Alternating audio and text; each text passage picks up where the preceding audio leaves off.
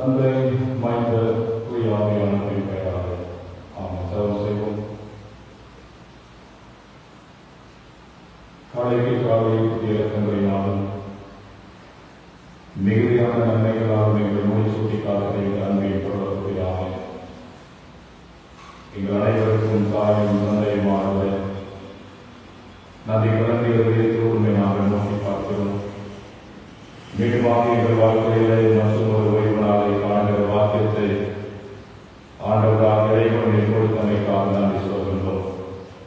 கழிந்து போன வாரம் முழுமையாக கடவுளை கண்ணிமணி போல பாதுகாத்து பராமரித்து வந்து எங்களுக்கு வேண்டிய அனைத்து ஆசீர்வாதங்களையும் நம்பி மீண்டுமாக ஆண்டவரே ஒரு புதிய வாரத்தின் துவக்க நாளாகி இந்த ஓய்வு நாளை காணவும் உமது குடும்பத்தின் மக்களாக உமது பிள்ளைகளாக உமது இறை சன்னிதானத்தை நாடி வந்து உண்மை புரிந்து கொள்ளவும் நீ தந்திருக்கிற நல்ல வாய்ப்பிற்காக நன்றி சொல்கின்றோம். இந்த வழிபாட்டின் கருத்தை நாங்கள் தருகின்றோம். பாடுகிற பாடல்களும் இறை வேண்டல்களும் வாசிக்கிற தியானிக்கும் திருமொழிகள் எல்லாம் ஆண்டவரே எங்கள் அனைவருக்கும் ஆசீர்வாதமாகவும் உமது திருநாமம் மகிமைக்காக இருக்க வேண்டும் என்று சொல்லி நாங்கள் வேண்டிக் கொள்கிறோம். மிக சிறப்பாக இந்த வழிபாட்டை நாங்கள் பெந்தேகோஸ்தே பெருவிழாவாக நாங்கள் அனுசரிக்க இறைவன் கிருபை செய்திருக்கிறேன். இந்த வழிபாட்டின் மூலமாக எங்கள் தருகின்ற மேலான ஆசீர்வாதங்களை நாங்கள் பெற்றுக்கொள்ள இந்த நாளினுடைய உண்மைகளை நாங்கள் அறிந்து கொள்ள எங்கள் ஆண்டவராக இறைவன் துணை புரிகிறார்கள்.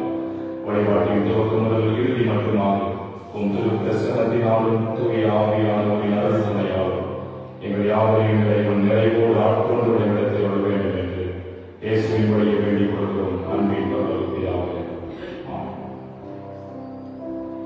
நாம் வழிபாட்டுக்கு ஆர்வமாகவும் ஒவ்வொரு கடவுளை போற்றும் மனமாக 568வது கீர்த்தனை பாடல் இயேசு என்ற திருநாமத்திற்கு எப்போதுமே மிக ஸ்தோத்திரம் என்ற பாடல் 568வது கீர்த்தனை பாடல் இணைந்த பாடல்.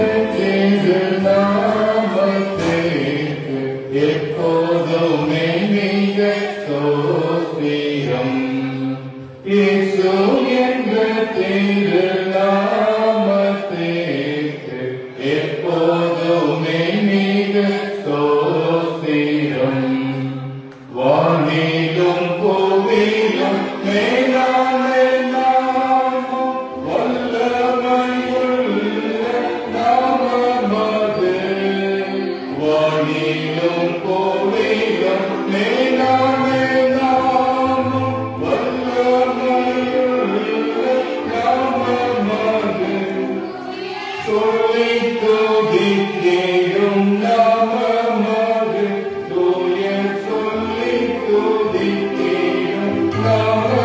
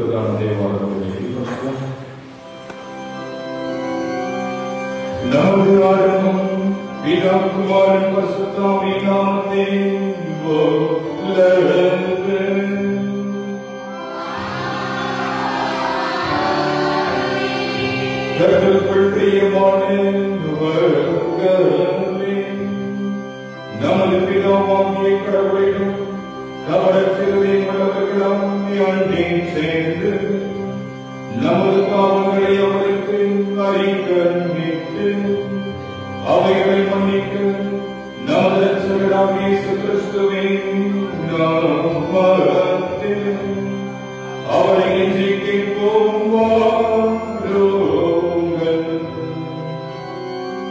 நமக்கு சலாயும் கர்த்தருடைய திருநாமத்தை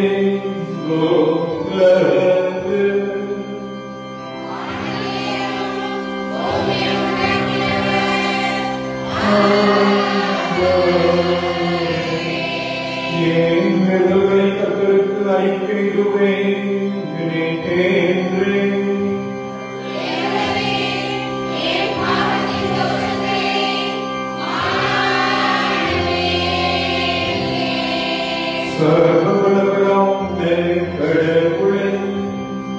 எங்கள் சிருஷ்டிகளும் மீட்பரும் ஏழை பாவிகளாகி நாங்கள் சுபாவத்தின் படி பாவம் உள்ளவர்களும் தீட்டுவருமாயிருக்கிறோம் என்றும் மனதினாலும் வாக்கினாலும் நடக்கையினால் உமக்கு விரோதமாய் பாவம் செய்தோம் என்றும் மறைக்கிடுகின்றோம். ஆதலால் எங்கள் ஆண்டவராகிய இயேசு கிறிஸ்துவை மீட்கும் நீர் காட்டின கிருபையை உம்முடைய அளவற்ற இரக்கத்தில் அடைக்கலம் புக வருகின்றோம். அளவில்லாத இரக்கமுள்ள கடவுளை எங்கள் மீண்டும் வழி நடத்தப்படுவது ஒரே ஆணையங்களை எங்கள் பாவங்களை எல்லாம் மன்னித்தவர்களும் அவருடைய நாளை தீர்ப்பு சுதந்திரத்துக் கொள்ளும்.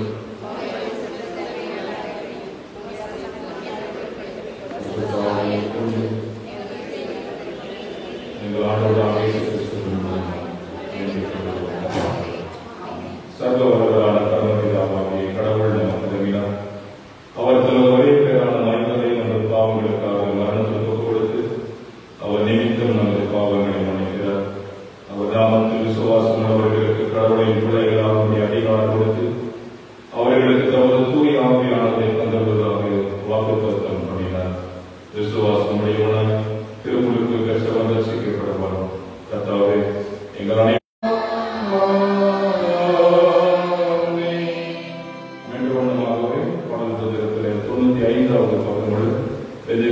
பண்டிகையின் முதல் நாளுக்குரிய ஆரம்ப வாக்கியத்தை பின்பற்றுவோம். 95வது பூமி அனைத்திலும் கடவுளின் ஆவி நிறைந்திருக்கிறது.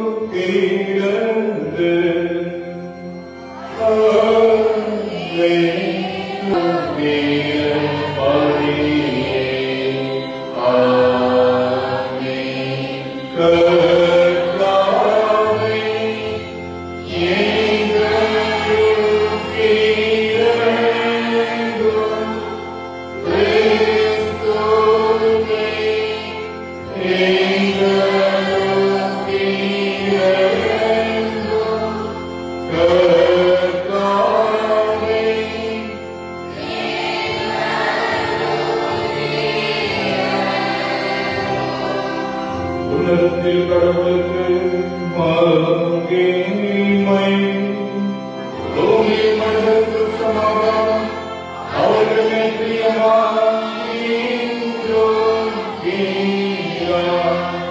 பரமபிதாவாகிய கர்த்தாவே, சர்வ வல்லமையுள்ள பிதாவாகிய கடவுளே, ஒரே பிதாவான குமாரன்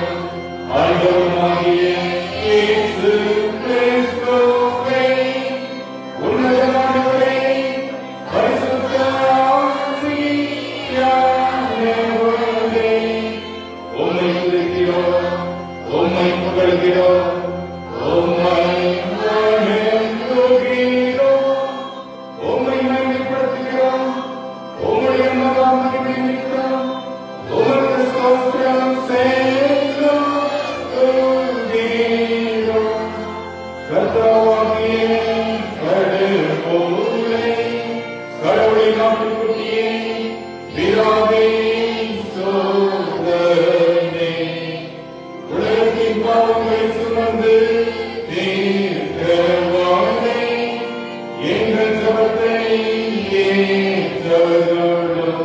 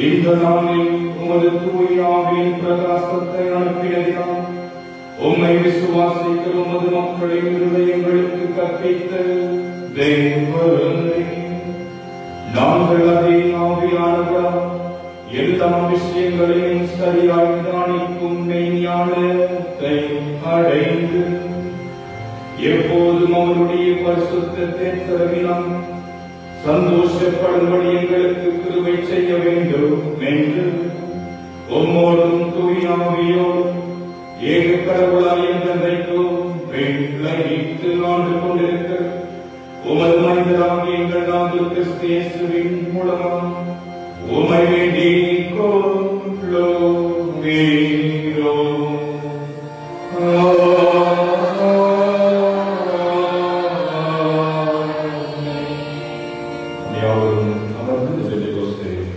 பண்டிகைக்குரிய திருமண கோரிக்கை நாம் தொடர்ந்து படிக்க கவனமாக இருக்கிறோம்.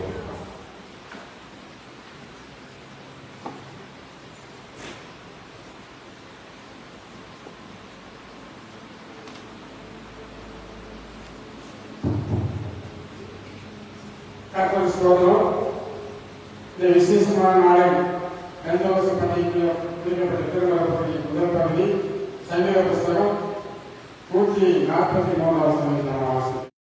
நம்ம அவரோட ஜென்மவாசனை ஒரு கிளாஸ் கேட்கிறோம், எப்படி பார்க்கிறோம், மேலும் தேவாலயம், மஸ்கோட்டோமியா, யூதேயா, கப்படோக்கியா, தெற்கு ஆசியா, தெற்கியா, இருந்து எகிப்து தேசத்திலிருந்து சிவமாக்கு சரியான லிபியாவின் குடியிருக்கிறவர்களும் இங்கே சந்திருக்கிற ரோமரும் யூதரும் யூதமாக சேர்ந்தவர்களும் கிரேக்கரும் ஆரோக்கியமாக நம் கடவுளை நடத்தும்படி இவர்கள் நாம் வாசிக்க கேட்கிறார்கள். எல்லாரும் பெருமத்தில் செயல்படுவது இது என்னவாக என்று ஒருவரோடு சொல்லிக் கொண்டார்கள். மற்றவர்களோ இவர்கள் மதுவாகம் நல்லவர் என்று பரிகாசப்பட்டார்கள்.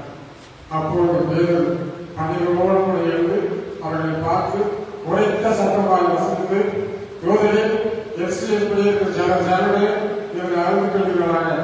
நான் வார்த்தைகளுக்கு செவி கொள்வேன். நீங்கள் நிலைக்கப்பட்டவர்கள் வெளிக்கொண்டவர்கள் அல்ல.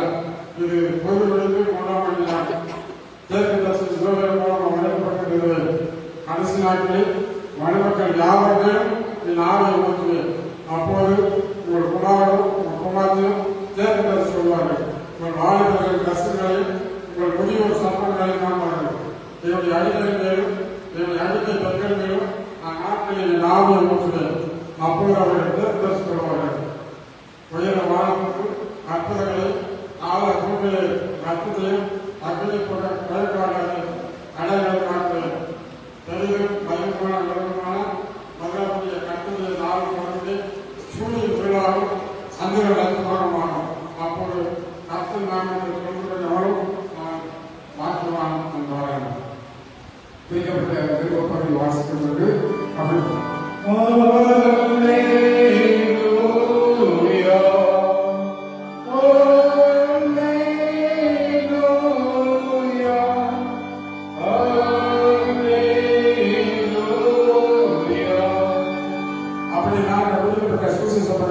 யோகாவின் புத்தகம் 4ஆம் அதிகாரம் 23ஆம் வசனம் தொடங்கி 31ஆம்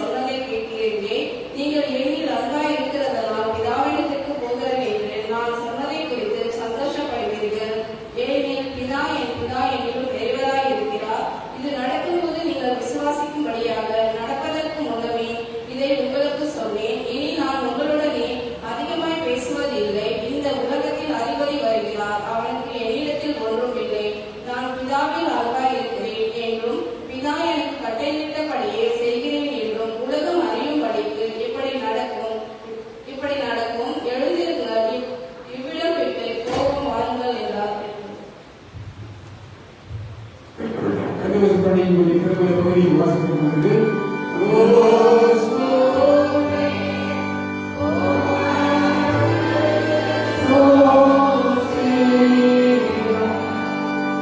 ஆண்டவருடைய வாழ்வில் இருந்தும் திருமொழிகளை படிக்க கேட்கணும். அதற்கு மறுமொழியாக நம் விசுவாசத்தை அப்போஸ்தலர் விசுவாசத்தை மாற்றி செய்வோம். உலகத்தையும் படைத்த சர்வவல்ல பிதாவாகிய கடவுளை விசுவாசிக்கிறேன். உடைய குமாரனும் நம்முடைய ஆண்டவருமாகிய இயேசு கிறிஸ்துவை விசுவாசிக்கிறேன். பரிசுத்த ஆவியானவரை கருத்தில் வைத்து தங்களுக்கு கிடந்து எதிர்காலத்தில் பாடுபட்டு மறைக்கப்பட்டார். மூன்றாம் நாள் மருத்துவம் உயிர்த்தெழுந்தார். கருத்தில் கேள்வி வேட்புரை மறைத்தவர்களை வருவார். விசுவாசத்தை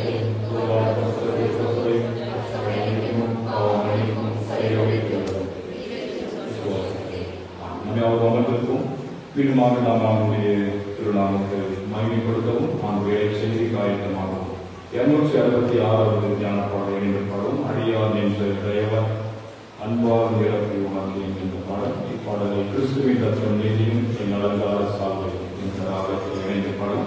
இப்பாடலும் அடுத்த அறிவர் மார்ச்சின் லூத்தர் அவர்கள் எழுதின பாடல் 266வது.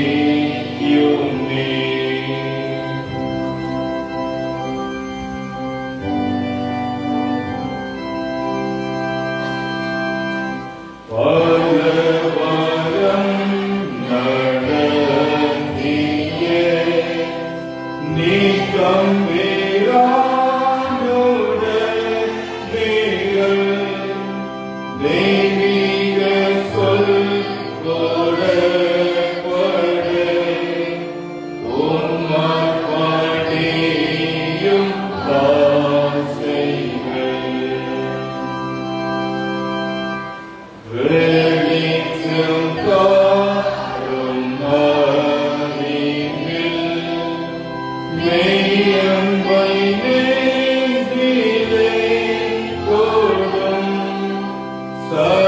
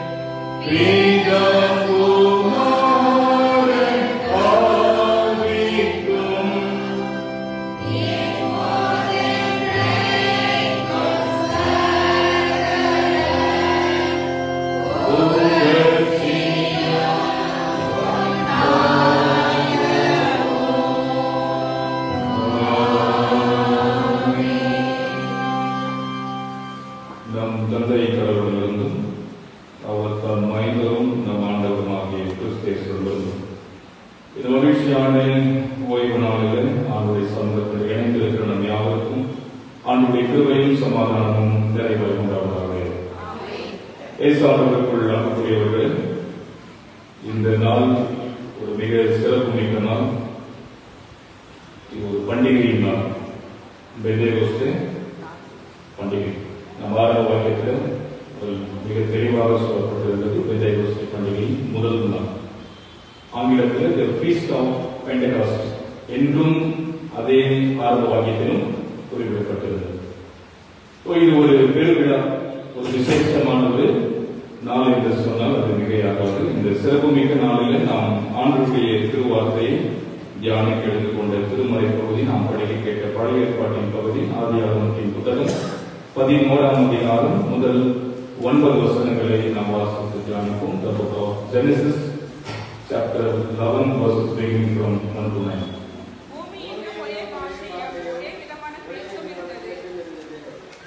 ஜனங்கள் கிழக்கே இருந்து பிரயாணம் பண்ணுகையில் சினேயா தேசத்திலே சமபூமியை கண்டு அங்கே குடியிருந்தார்கள். அப்போது அவர்கள், நம் செங்கல் அறுத்து அதை நன்றாய் சுடுவோம் வாருங்கள் என்று ஒருவரோடு ஒருவர் பேசிக் கொண்டார்கள்.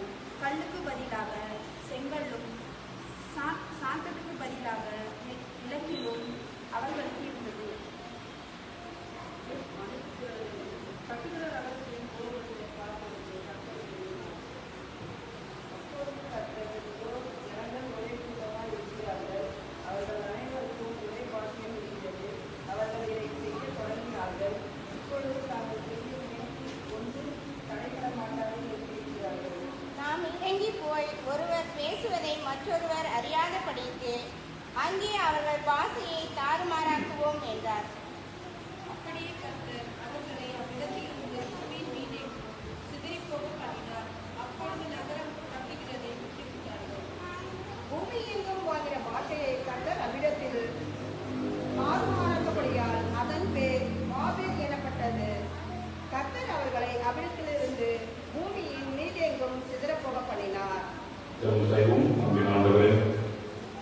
மகிழ்ச்சியான பெந்தேகோஸ்தே பெருவிழாவுக்காக நன்றி சொல்கிறோம். இது சிறப்பான நல்ல நாளிலே ஒரு சமூகத்தில் இணைந்து உண்மை ஆராதித்துக் கொண்டிருக்கிற எங்களோடு நீங்கள் பேசப் போகிற உமது வாழ்வியலோடு திருமொழிகளுக்காக நன்றி சொல்கிறோம். அடியனை மறைத்து நீ வெளிப்படும் உம் மக்களாகிய நாங்கள் அனைவரும் ஒரே சிந்தையோடு ஒரே மனதோடு உம் வார்த்தைகளை உள்வாங்க, அவ்வார்த்தைகளை நாங்கள் வாழ்வாக்க நீ துணை புரியும். இயேசுவின் வழியே பிதாவே, ஆமென். உட்கார்வோம். ஆண்டவர் இயேசு கிறிஸ்துவில் அன்புக்குரியவர்களே, பெந்தேகோஸ்தே பெருவிழா, இதை தூய ஆவியானவரை பெருவிழா என்று சொல்வார்கள். நான் ஏற்கனவே சொன்னது போல் இயேசு ஆண்டவருடைய உயிர்ப்பின் நாளிலிருந்து கணக்கிட்டு 40வது நாள் இயேசுவின் விண்ணேற்ற திருநாள், அசென்ஷன் டே, 40வது நாள். நீங்க அதுக்கப்புறமும் பார்த்துருப்பீங்க. நான் டெய்லி பைபிள் வர்ஸ் போடும்போது 41, 42 ஸ்டார்ட் பண்ணேன். யோசிச்சிருக்கீங்க, 40 தான் சொல்லிருக்கீங்க, 41, 42 போடுறாங்க. நேற்று 49வது நாள், இன்றைக்கு 5வது நாள். இந்த பெந்தேகோஸ்தே என்கின்ற வார்த்தையின் கிரேக்க வார்த்தை என்னவென்றால் பென்டெகோஸ்தே என்கின்ற வார்த்தை. அதற்கு 50 என்ற அர்த்தம், 50 என்ற அதற்கு அர்த்தம் உள்ளது. அப்போ அந்த உயிர்ப்பின் நாளிலிருந்து 50வது நாள் பெந்தேகோஸ்தே திருநாள். அதை தான் இந்த நாளில் நாம் அனுசரித்துக் கொண்டிருக்கிறோம்.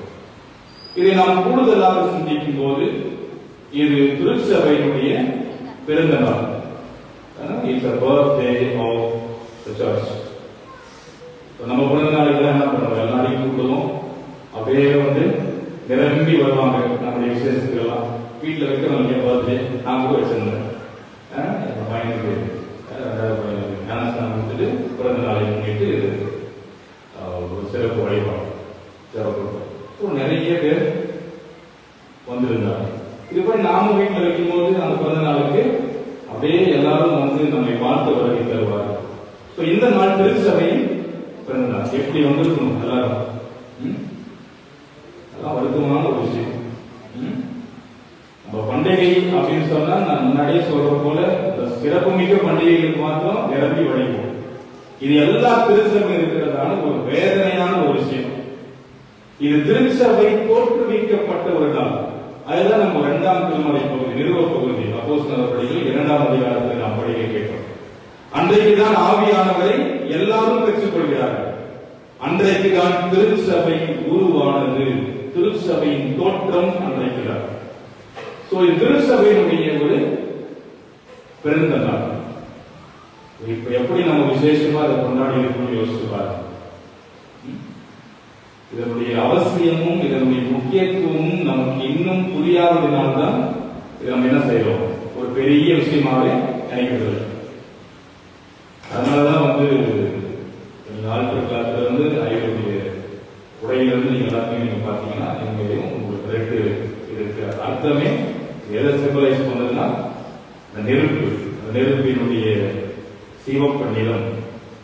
அதே போன்ற விசேஷ நாள் இருந்தாலே நாம் என்ன செய்வோம், அந்த சிவப்பு நிறத்தை தான் பயன்படுத்தும். அது செலிப்ரேஷனுக்காக, அக்கேஷனல்.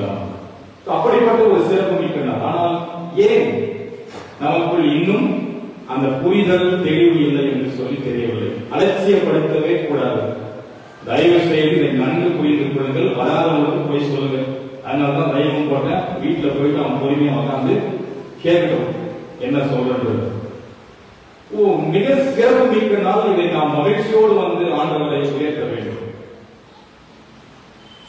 இஸ்ரேல் மக்களுடைய வரலாற்றை நாம் பார்க்கும்போது ஒரு மிக முக்கிய 3 பண்டிகைகள் இருக்கிறது. 3 மேஜர் பில்கிரிம் ஃபெஸ்டிவல்ஸ் என்று சொல்வார்கள்.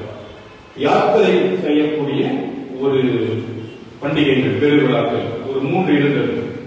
ஒன்று பாஸ்ஓவர், பஸ்கா என்று சொல்லக்கூடிய ஒரு பண்டிகை. அதை பற்றி நமக்கு தெரியும், ஏற்கனவே நான் சொல்லியிருக்கிறேன். 2வது பண்டிகை என்று சொல்லும் போது ஃபீஸ்ட் ஆஃப் வீக்ஸ், வாரங்களின் பண்டிகை என்று சொல்வார்கள்.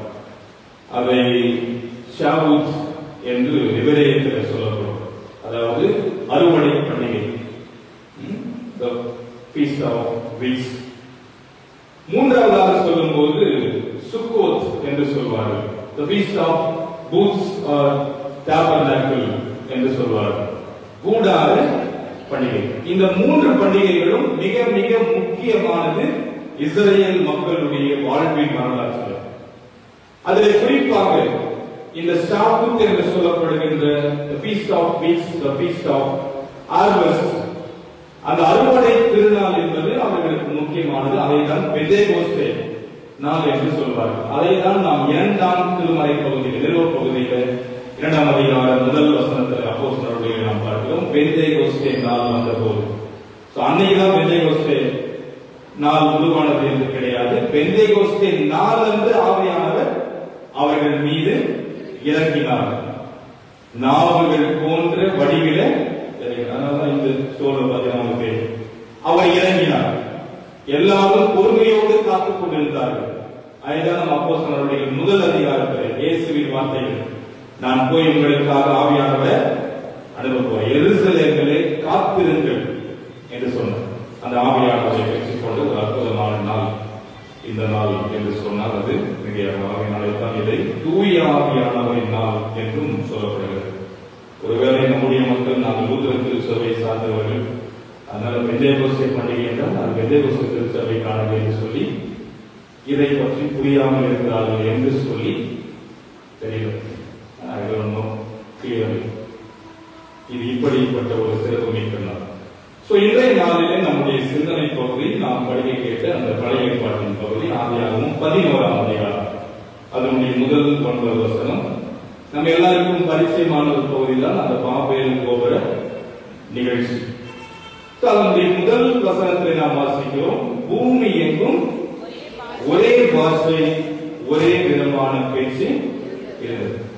நீங்க கேள்விப்பட்டிருப்பீங்க, ஒன் நேஷன் ஒன் லாங்குவேஜ். கேள்விப்பட்டிருக்கீங்களா? கேள்விப்பட்டிருக்கீங்களா? தெரியுங்களா? ஒன் நேஷனல் ஒன் லாங்குவேஜ் தெரியாதா?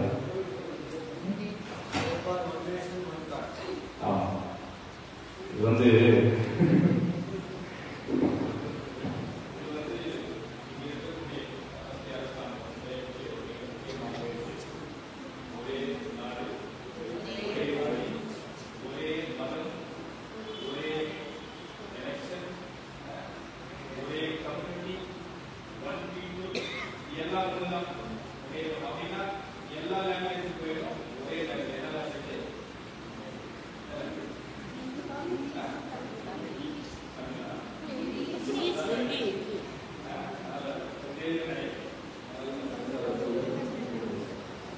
இப்படி இருக்கிறது. எல்லாம் இங்கே ஒன்றாக இருக்கு. ஆனால் இது ஒற்றுமையை பலப்படுத்தாது. என்றால் நம்முடைய இந்திய தேசத்தை எடுத்துக் கொள்ளும் போது வேற்றுமையில் ஒற்றுமை, யூனிட்டி இன் டைவர்சிட்டி அப்படின்னு சொல்லுவாங்க. பல நிலைகளிலே இங்கே பிரிந்திருந்தாலும் ஒன்றாக இந்தியர்கள் என்று நாம் சொல்ல வேண்டும். இங்கே பல மொழிகள் இருக்கிறது, பல இன மக்கள், பல சமூக மக்கள், பல மாநிலங்கள், பல மாவட்டங்கள் என்று பல நிலைகளிலே இங்கே உடைந்திருந்தாலும் எல்லாம் ஒன்றித்து இந்தியா என்று நாம் இருக்கிறோம். அதையும் பார்க்கணும் நினைக்கிறாங்க. இப்படி பல நிலைகளிலே இங்கே நம்முடைய தேசம் போய்கொண்டிருக்கிறது. ஆனால் இது மிகப்பெரிய ஒரு ஆபத்தை விளைவிக்கும் என்று சொன்னால் அது மிகையாகாது. இல்லையா? நம்முடைய லாங்குவேஜ் போயிட்டு ஒரு லாங்குவேஜ் தான், அதெல்லாம் எல்லாரும் பேசணும், அதெல்லாம் எல்லாமே எழுதணும், அதெல்லாம் படிக்கணும்னா முடியுமா நம்மளால? இது இம்பாசிபிளான ஒரு விஷயம். அன்றைக்கு பூமி எங்கும் ஒரே பாஷை, ஒரே விதமான பேச்சு இருந்தது. எல்லாம் ஒன்னே ஒன்னதான் பேசுறாங்க, எல்லாருக்கும் எல்லாம் புரிகிறது. இப்படி இருக்கிற நேரத்தில் தான் அவர்கள் என்ன செய்கிறார்கள் என்றால், நமக்கு என்று ஒரு கோபுரத்தை, நமக்கு என்று ஒரு நகரத்தை உண்டாக்குவோம். 4வது வசனத்தை படிங்க. பின்னும் அவர்கள் நாம் பூமியின் மீதெங்கும் சிதறி போகாத படிக்கு நமக்கு ஒரு நகரத்தையும் வானத்தை அளாவும் சிகரமுள்ள ஒரு கோபுரத்தையும் கட்டி நமக்கு பேர் உண்டாக பண்ணுவோம் வாருங்கள் என்று சொல்லிக் கொண்டார்கள். ஒரு நகரத்தை நமக்காக நாம் உண்டாக்குவோம், ஒரு கோபுரத்தை நமக்கு என்று நாம் கட்டுவோம், வாருங்கள். எதற்காக என்றால், நாம் பூமி எங்கும் சிதறி போகாதபடி இங்கே நாம் என்ன பண்ணணும், இருக்க வேண்டும் என்பதுதான் நம்முடைய முக்கியமான டார்கெட். நாம் எங்கும் சிதறி போகக்கூடாது. ஏன்னா நமக்குள்ள என்ன இருக்கு, ஒரு மொழி, ஒரு பேச்சு இருக்கிறது. நாம் எங்கும் சிதறடிக்கப்படாதபடி இங்கே நாம் நிரந்தரமாக இருப்பதற்கு என்று ஒரு நகரத்தை உண்டாக்குவோம், ஒரு கோபுரத்தை, வானை தொடும் அளவிற்கு ஒரு கோபுரத்தை கட்டி அமைக்கலாம், வாருங்கள். இருந்த சகல காட்டு மிருகங்களையும் சகல நாட்டு மிருகங்களையும் இணைத்தருளினார். தேவன் பூமியின் மேல் காற்றை வீச பண்ணினார், அப்பொழுது ஜலம் அமர்ந்தது. அடுத்தது, பின்பு தேவன் நோவாவையும் அவன் குமாரனையும் ஆசீர்வதித்து, நீங்கள் பழுகி பெருகி பூமியை நிரப்புங்கள். நீங்கள் பழுகி பெருகி பூமியை திரளாய் வர்த்தித்து விருத்தியாகுங்கள் என்றார். இந்த எல்லா வசனங்களும் சொல்லப்படுகின்ற ஒரு கருத்து என்ன, நோவா கிட்ட கடவுள் சொல்ற வார்த்தை, என்ன பண்ணுங்க, பழுகி பெருகி பூமியை நிரப்பணும். எல்லாரும் எல்லா இடங்களிலும் சிதறடிக்கப்பட்டு எல்லாரும் என்ன பண்ணுங்க, மகிழ்ச்சியோடு நீங்க இருக்கணும். அதனால பழுகுங்கள், பெருகுங்கள், பூமியை நிரப்புங்கள். இதுதான் கடவுள் சொல்ற ஒரு மிக முக்கிய கட்டளை நோவாவுக்கு, அவருடைய சந்ததிகள் செய்ய வேண்டிய முக்கியமான விஷயம். ஆனால் இதை இவர்கள் என்ன செய்யறாங்க, குலைத்து போடுகிறார்கள். கடவுள் எல்லா இடங்களுக்கும் நீங்கள் சிதறடிக்கப்படணும், எல்லா இடங்களுக்கும் நீங்கள் பரவணும், எல்லா இடங்களுக்கும் நீங்கள் போய் பூமியை நிரப்பணும். ஆனால் இவர்கள் சொல்லுகிற வார்த்தை, நாம் எங்கும் சிதறடிக்கப்படாதபடி இங்கே இருப்பதற்கென்று ஒரு நகரம், ஒரு கோபுரம், வானை தொடும் அளவிற்கு கோபுரம் கட்டலாம். கடவுளுடைய கட்டளைகளுக்கு, கடவுளுடைய திட்டத்திற்கு எதிரானவர்களாக இவர்கள் செயல்பட்டார்கள். இவர்கள் யாரும் கிடையாது, நோவாவினுடைய சந்ததிகள், அவருடைய வழி வந்த வழி மரபினர்கள் செய்யக்கூடிய காரியங்கள். கடவுளுடைய வாக்குறுதியை, கடவுளுடைய திட்டத்தை, கடவுளுடைய கட்டளையை இவர்கள் அவமாக்கினார்கள் என்று நாம் பார்க்கிறோம். இப்போ 11ஆம் அதிகாரத்துக்கு பின்னாடி இருக்கிற அதிகாரம் 12ஆம் அதிகாரத்தில் முதல் 4 வசனத்தை வாசிங்க. கர்த்தர் ஆபிரகாமை நோக்கி, நீ உன் தேசத்தையும் உன் இனத்தையும் உன் தகப்பனுடைய வீட்டையும் விட்டு புறப்பட்டு நான் உனக்கு காண்பிக்கும் தேசத்துக்கு போ. நான் உன்னை பெரிய ஜாதியாக்கி உன்னை ஆசீர்வதித்து உன் பேரை பெருமைப்படுத்துவேன். நீ ஆசீர்வாதமாய் இருப்பாய். உன்னை ஆசீர்வதிக்கிறவர்களை ஆசீர்வதிப்பேன், உன்னை சபிக்கிறவனை சபிப்பேன். பூமியில் உள்ள வம்சங்கள் எல்லாம் உனக்குள் ஆசீர்வதிக்கப்படும் என்றார். கர்த்தர் ஆபிரகாமுக்கு சொன்னபடியே அவன் புறப்பட்டு போனான். போதும். கடவுள் ஆபிரகாமுக்கு சொல்லக்கூடிய விஷயம், நீ எல்லாத்தையும் விட்டுட்டு போகணும். உன் தேசம், உன் இனம், உன் தகப்பன் வீடு எல்லாத்தையும் விட்டுட்டு போகணும். நீ ஆசீர்வாதமா இருப்ப. நீ போறானா ஒண்ணு இல்லாம இல்லை, எல்லா ஆசீர்வாதமும் உங்களுக்கு கிடைக்கும். நீ ஆசீர்வதித்தால் நான் ஆசீர்வதிப்பேன், நீ யாரையாவது சமைத்தால் சமைப்பேன். ரொம்ப கிளியரா கடவுள் சொல்லி ஆபிரகாமை இங்கிருந்து போ அப்படின்றது. இப்போ 11ஆம் அதிகாரத்தில் சொல்வது போல போகாம அங்கேயே இங்கேயே சிதறடிக்கப்படாதபடி இங்கேயே நம்முடைய சந்ததி உருவாகணும், இங்கே இருக்கணும்னு சொல்லி ஆபிரகாம் நினைக்கவே இல்லை. ஆபிரகாம் 4ஆம் வசனத்துல கர்த்தர் சொன்னபடியே புறப்பட்டு சொல்லுங்க போனான். சொன்னபடி அவன் போனான் அப்படின்னு நம்ம பார்க்கிறோம். கடவுளுடைய திட்டத்தை ஆபிரகாம் அவமாக்கவில்லை. அவர் சொன்னதை கேளாமல் போகவில்லை. கடவுள் போ அப்படின்னு சொன்னாரு, எல்லாத்தையும் விட்டுட்டு அவன் புறப்பட்டு போனான். இதனால் அவனுக்கு என்ன ஆசீர்வாதம் நமக்கு தெரியும். வானத்து நட்சத்திரத்தை கொண்டு கடற்கரை மணலை கொண்டதான எண்ணிலடங்கு ஆசீர்வாதம். எண்ணி கூடுமானால் எண்ணிப்பார். அவ்வளவு பெரிய திரள் சந்ததியும் அவனுக்கு உருவாக்கும் சொன்னால் கடவுள் நிறைவேற்றினார். கடவுளுடைய திட்டப்படி செயல்பட்டார், கடவுளுடைய கட்டளையின்படி நாம் வாழ்ந்தால் கடவுள் நமக்கு எண்ணிலடங்கு ஆசீர்வாதங்களை அவர் தருகிறார். ஆனால் இந்த முந்தைய பிந்தைய அதிகாரங்களுக்கு முரணாகவே இங்கே நோவாவின் சந்ததிகள் எங்கும் சிதறி போகாதபடி இங்கே இருப்பதற்கு என்று கோபுரமும் நகரத்தையும் கட்டுவோம், உருவாக்குவோம், வாருங்கள் என்று சொல்றார். ஆனால் கடவுள் அதை விடவில்லை. 8ஆம் வசனத்தில் நாம் படிக்கிறோம், பூமியின் மீதெங்கும் சிதறி போக பண்ணினார் கர்த்தர். 9ஆம் வசனத்தினுடைய நிறைவு வார்த்தைகளை நாம் படிக்கிறோம், கர்த்தர் அவர்களை அவ்விடத்திலிருந்து மீதெங்கும் போக பண்ணினார் என்று சொல்லப்பட்டுள்ளது. அவர்கள் சிதறி போகக்கூடாது என்று முயற்சித்தார்கள், ஆனால் கடவுள் அவர்களை சிதறி போக பண்ணினார். காரணம், கடவுளின் திட்டத்துக்கு எதிராக செயல்பட்டார், கடவுளின் சொல்லுக்கு எதிராக செயல்பட்டார், கடவுளுடைய கட்டளைக்கு எதிராக செயல்பட்டதினாலே கடவுள் அவர்களை சிதறி போக பண்ணினார். அப்படியே நாம் தொடர்ந்து சிந்திக்கும் போது இரண்டாவதாக நாம் பார்க்கிறோம், அங்கே அவர்கள் சொல்லுகிற வார்த்தை 4ஆவது வசனத்தில் வாருங்கள். அப்ப நாம் எப்படிப்பட்ட முயற்சியை மேற்கொண்டாலும், அப்போ இவங்களை பாத்தீங்கன்னா பூமி எங்கும் அப்படின்னு ஸ்டார்ட் ஆகுது. 9ஆம் அதிகாரத்தின் முதல் வசனத்தில் பூமியின் மீது எங்கும். அப்போ பூமியின் மீது எங்கும் இருக்கிற எல்லாரும் ஒன்றித்து இருக்கிறார்கள். அப்ப அவர்கள் எல்லாரும் ஒன்றித்து இணைந்து அவர்கள் மேற்கொள்ளுகின்ற காரியம், கடவுளே சொல்றாரு, இது அவர்களுக்கு அசாத்தியமானது கிடையாது, இது அவர்களுக்கு சாத்தியமாகும் கடவுளே சொல்றாரு இல்லையா? 6ஆவது வசனத்தை வாசிங்க. அப்பொழுது கர்த்தர், இதோ ஜனங்கள் ஒரே கூட்டமாய் இருக்கிறார்கள், அவர்கள் அனைவருக்கும் ஒரே பாஷையும் இருக்கிறது, அவர்கள் இதை செய்ய தொடங்கினார்கள், இப்பொழுதும் தாங்கள் செய்ய நினைத்தது ஒன்றும் தடைபட மாட்டாது என்று இருக்கிறார்கள். நாம் இறங்கி செய்ய நினைத்தது எதுவும் தடைப்பட மாட்டாது என்று நினைக்கிறார்கள் அப்படின்னு இருக்கா? இந்த மொழிபெயர்ப்புல அசாத்தியமானது அல்ல அப்படின்னு அர்த்தம், எல்லாம் இவர்களுக்கு சாத்தியமாகும். அப்ப இவங்க வானளவிற்கு கோபுரத்தை கட்ட முயற்சிக்கிறாங்கன்னா இது அவங்களுக்கு சாத்தியம். அது முடியுமா? நம்ம யோசிக்கலாம், முடியுமா?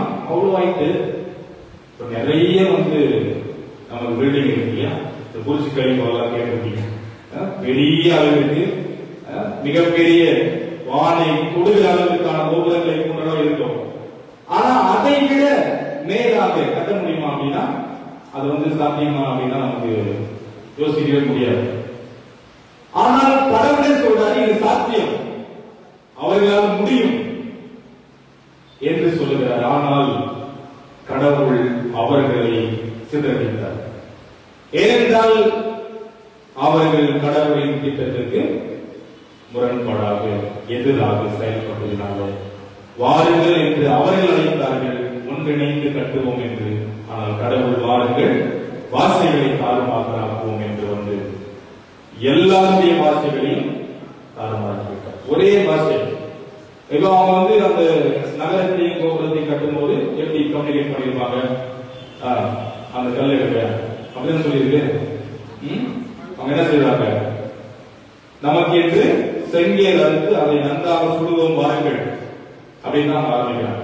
செங்கேல் எடுங்க, மணல் எடுங்க, எல்லாம் இருங்க, இப்படி கம்யூனிகேட் பண்ணிருப்பாங்க இல்லையா? சோ இப்போ வந்து அவருடைய வார்த்தைகளை தாறுமாறு. சோ செங்கேல் எடுன்னு சொன்னா அவங்க போயிட்டு தான் போனாங்க, மணல் தூக்கிடுவாங்க. தண்ணி எல்லாம் அப்படின்னா செங்கேல தூக்கிடுவாங்க. இப்ப எப்படி இருக்கும் அவங்க? இது வந்து அவங்களால கட்ட முடியுமா? ஒன்னும் பண்ண முடியாது. எல்லாமே வந்து அங்க மிகப்பெரிய ஒரு இக்கட்டான ஒரு சூழல் உருவாகிறது. அவருடைய வார்த்தை புரியவில்லை, ஒருவர் பேசுவது ஒருவர் புரியாத நிலை. ஈஸியா என்ன, எல்லாரும் அங்கே இருந்து சிதறடிக்கப்பட்டார்கள். ஆகையினாலே தான் அந்த இடத்திற்கு பாபேல் என்று சொல்லப்பட்டது. பாபேல் ஓவர். பாபேல் என்றால் எபிரேயத்தில் பாபேல் என்றார். அதற்கு டு கன்ஃபியூஸ் என்றதற்கு ஒரு குழப்பத்தை கடவுள் ஏற்படுத்திவிட்டார். இப்படிப்பட்ட ஒரு நிலையில அவர்கள் எல்லாரும் செயல்பட்டதை கடவுள் ஒருபோதும் விரும்பவே இல்லை. அடுத்தபடியாக நாம் அதை பார்க்க வேண்டிய முக்கியமான விஷயம் 4வது வசனத்துல நமக்கு பெயரை உண்டாக்குவோம் வாருங்கள் என்று அழைக்கிறார்கள். நமக்கு பெயர் உண்டாக்குவோம். இது இப்ப இருக்கக்கூடிய முக்கியமான ஒரு விஷயம் இல்லையா? எல்லா இடத்திலும் பெயருக்காகவே எல்லாத்தையும் செய்வார்கள். பெயர் வந்து சொல்லப்படணும். ஆனா நம்ம சர்ச்சில் ரொம்ப சிறப்புக்குரிய விஷயம், நாம வந்து என்னதான் நம்ம காணிக்கை கொடுத்தாலும் என்ன பண்ண மாட்டோம், மாத காணிக்கை சொல்றதுல ஸ்தோத்திர காணிக்கை இங்க சொல்லியாச்சு, ஜெபம் பண்றது நம்ம பண்ணிட்டு இருக்கோம். ஆனா நான் போன சண்டே பண்ணல, இதுக்கப்புறம் பண்ண மாட்டேன். சரிங்களா? பொதுவான ஜெபம், யாருக்காவது ஸ்பெஷல் ப்ரேயர்னா செக்ரட்டரிக்கு சொல்லிருக்கு. ஓகேங்களா? உங்களுக்கு ஏதாவது உடம்பு முடியலையோ அல்லது ரிலேட்டிவ்க்கோ நல்ல விஷயம், பர்த்டே, வெட்டிங் டே, எதுவா இருந்தாலும் ஸ்பெஷல் ப்ரேயர் அதை சொல்லிருங்க, அது ஸ்பெஷல் ப்ரேயர் பண்ணிடலாம். காணிக்கை கொடுத்ததுக்கான ஜெபம் இதுக்கப்புறம் கண்டிப்பா பண்ணவே மாட்டேன். நீங்க ரிக்வெஸ்ட் கூட போங்க. ஏன்னா ஆல்ரெடி அவர் வந்து அறிவிப்பு சொல்லிடுறாரு, அதுக்கு ஒரு டைம் ஆகும். எல்லாரும் கேட்கறீங்க, நானும் கேட்கிறேன், கடவுளும் கேட்டுக்கிறாரு. திரும்பவும் அதை ரிப்பீட்டடா வந்து ப்ரேயர் பண்ணணும்னு நீங்க நினைக்காதீங்க. அதுக்காக நான் பொதுவா சொல்றேன் இல்லையா, மாத காணிக்கை சொல்லிருக்காங்க, அது எல்லாம் உங்க பேர் அது உங்க, அது நீங்க கண்டிப்பா ஏற்றுப்பீங்க எனக்கு தெரியும். அதனால நான் சொல்றேன், இதுக்கப்புறம் வேணாம், காமன் பெயர் ஆபரேட். சரிங்களா? சோ பெயர் என்பது இங்கே எல்லாரும் விரும்பக்கூடிய ஒன்று. சில இடத்துல சண்டை போடுவாங்க, 50 ரூபாய் காணிக்கை கொடுத்துட்டு, அது நான் சொல்ல விரும்புறது, காணிக்கை வந்து அவங்க இஷ்டம் கொடுக்க முடியாமல இல்ல, ஆனா கொடுக்கறது எவ்வளவு நல்லா இருப்பாங்க. 50 ரூபாய் கொடுத்துட்டு எங்க பேரை வந்து சொல்றது, எங்க பேரை விட்டுட்டீங்க, வேற என்ன பண்றீங்க? இதெல்லாம் நடக்கிறதெல்லாம் இருக்கு, வேடிக்கையான விஷயம் திருச்சபைகள் இருக்கு. இதுல என்ன இருக்கு? அப்படி பெயர் உண்டாக்க நாம் முற்பட்டால் என்ன நடக்கும்? இங்க நடந்ததுதான் நடக்கும். அவங்க பெயர் உண்டாக்குவோம் நமக்கு என்று அப்படின்னு நினைச்சாங்க. அதுவும் எந்த வானை தொழுகிறது அப்படின்னா, இங்க எப்படி இறைவாளர்கள் சொல்றாங்க அப்படின்னா, பரலோகத்துக்கே வந்து என்ன பண்ணலாம், தொழுகிற அளவுக்கு அதுக்கு ஒரு மிகப்பெரிய கனெக்ஷன் நம்ம என்ன பண்ணலாம், இந்த கோபுரத்தை உருவாக்கி நான் பரலோகத்துக்கே போயிடலான்ற அளவுக்கு அவங்க ரொம்ப போட்டாங்க. சரி, நல்ல விஷயம் தான், அதுக்காக அவங்க போறது. ஆனால் அதனால் அவர்கள் பெயர் நமக்கு நிலைப்படணும் இல்லையா, பெயர் வந்து எஸ்டாப்ளிஷ் ஆகணும், நிலைத்து இருக்கணும் அப்படின்னு நினைச்சதுதான் அவங்க பண்ண மிகப்பெரிய தவறு. ஆகையினாலே தான் கடவுள் அவர்களை சிதறடித்தார். நம் பெயர் எப்பொழுதும் உயர்த்தப்படவே கூடாது. அதனால முதல் பாட்டை பாருங்க, இயேசுவின் நாமம் என்கின்ற பாட்டு, திருநாமம் இல்லையா, வேதாளம் பாதாளம் யாவையும் ஜெயித்த வீரமுள்ள திரு நாமம்.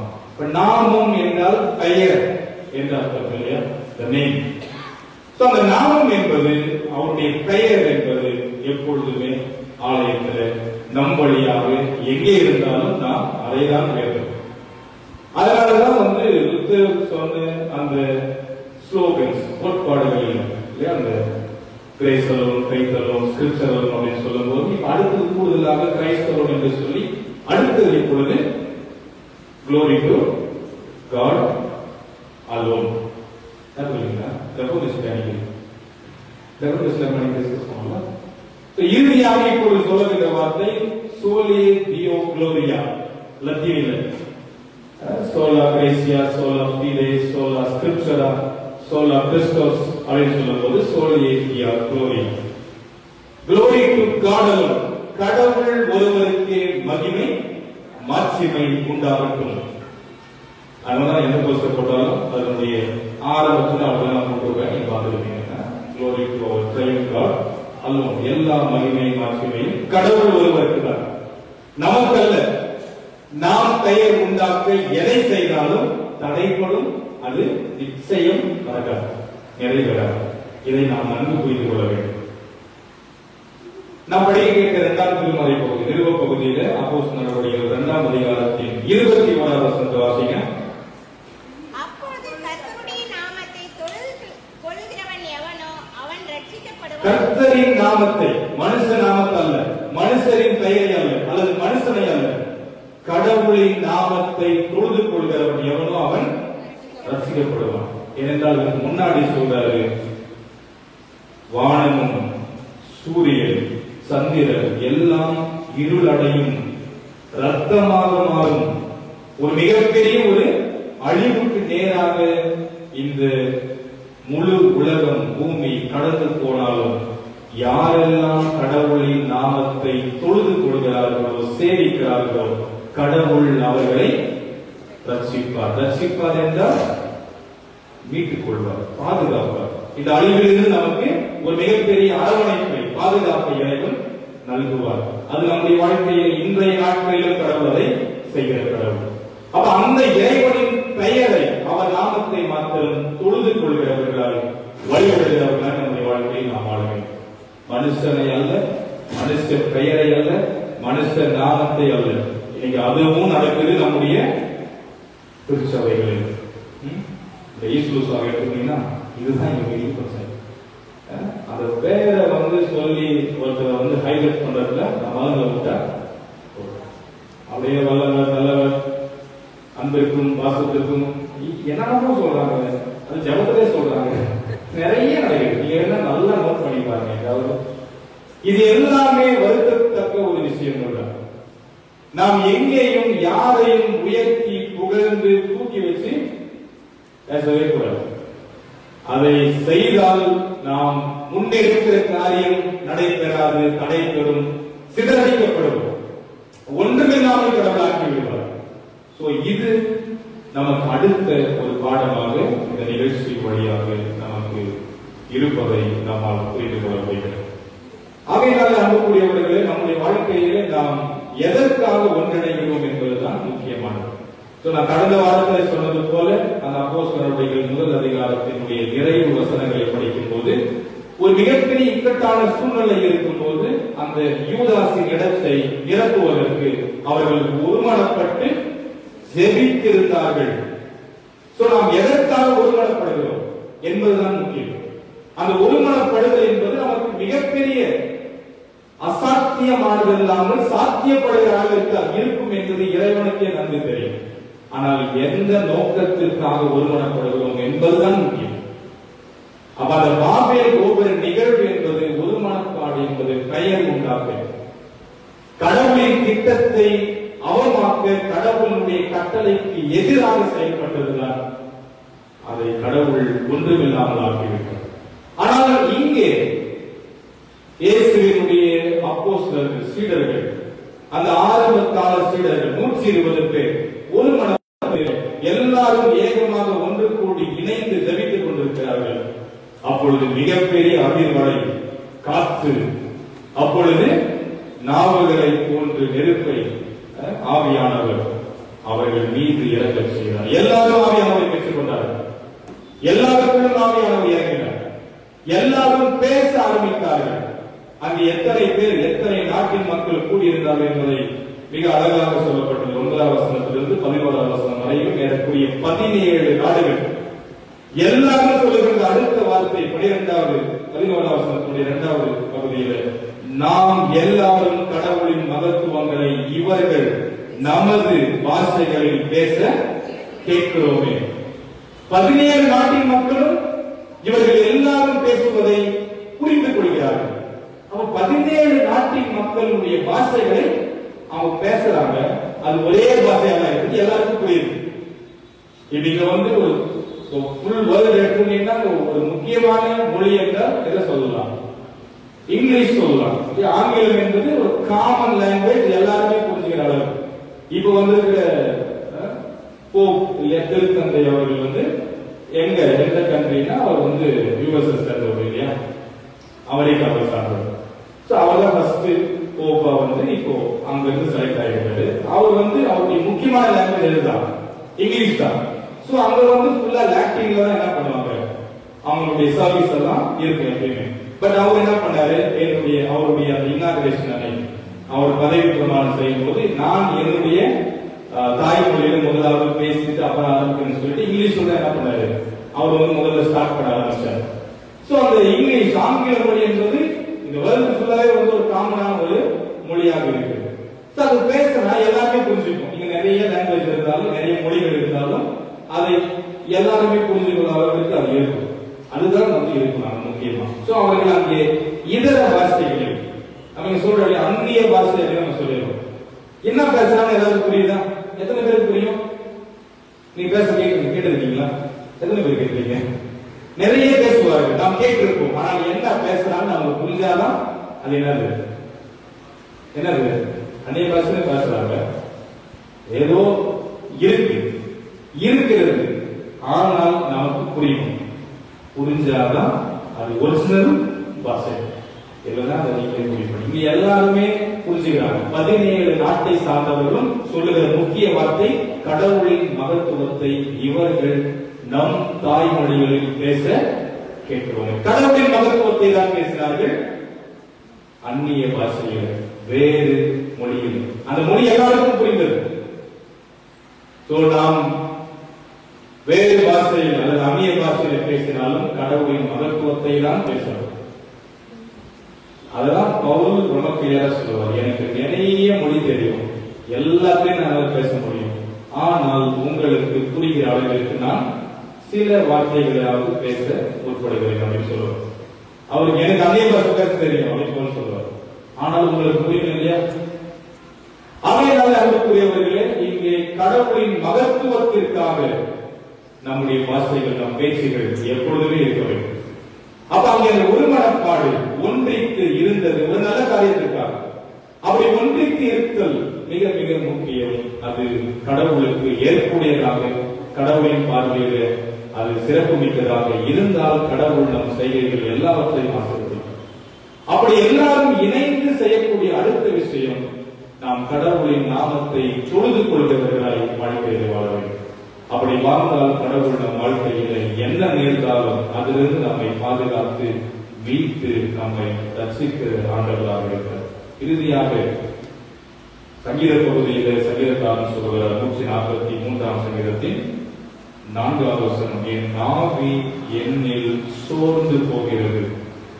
7வது வசனத்திலே என் ஆவி தியங்குகிறது. என் ஆவி, அவரின் ஆவியை பற்றி சொல்றார். 10வது வசனத்தில் அடுத்தது அவர் சொல்லுகிற வார்த்தை 2வது பகுதியில, உமது நல்ல ஆவி என்னை செம்மையான இடத்தில் நடத்துவதாக.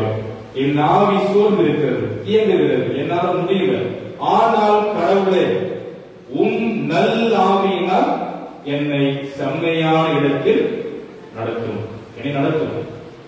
கடவுள் அந்த ஆவியானவர், அதே ஆவியானவர் அன்றைக்கு அந்த அப்போஸ்தலர்கள் 120 பேர் கூடியிருந்து எல்லாரும் பெற்றுக்கொண்ட அதே ஆவியானவரால் நம்மையும் நடத்துவார். அந்த ஆவியானவரை நாமும் பெற்றிருக்கிறோம். பெற்றிருக்கீங்களா?